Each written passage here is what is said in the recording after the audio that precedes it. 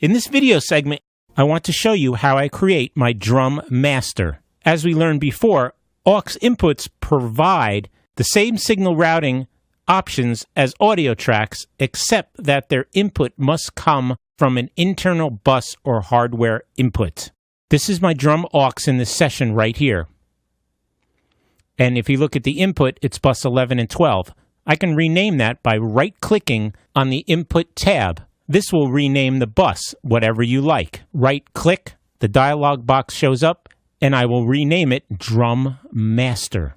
Now you can name this anything you'd like. It's really your preference. Now I can go ahead and highlight my drum tracks. If I shift and click, I can highlight them all at once. Go to the Output tab and just scroll down and select them to go to the Drum Master. So the signal flow is all of the individual outputs of my drum tracks are now going to the Drum Master.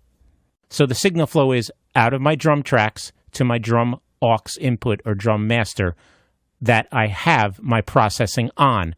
Now, many times I see other engineers making a drum aux as a compression bus and adding compression plugins, then bleeding that or feeding that into the drum mix.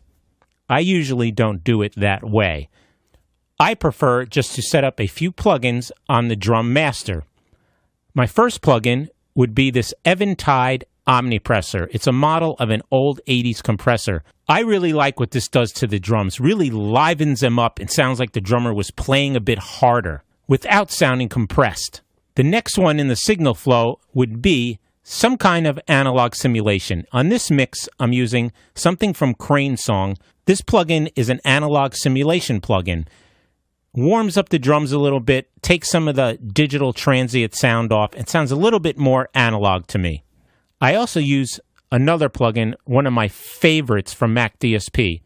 It's called Futzbox, and it's a tape saturation plugin, lo-fi plugin, bunch of different effects on it. And here it is. It's listed under Harmonic. It's a DSP plugin. Scroll down. Futzbox. This is an amazing plugin, one of my favorites. A lot of applications for this plugin. Has a few sections on it. The middle one is a distortion section, and I set it to saturation.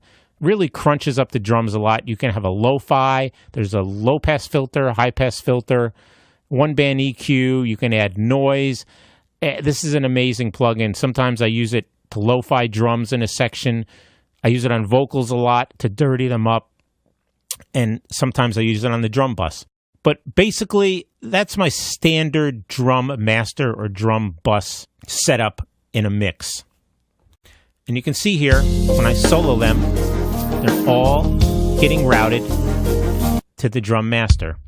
Kick, snare, hi-hat, and so on. And you'll see here, when I mute the drum master, the drums stop. So everything is routed through the drum aux or the drum master. So that's really my basic drum master setup, aux setup for most of my mixes. Thanks a lot for watching, and let's move on. We'll get into some plugins and how I start processing the drums.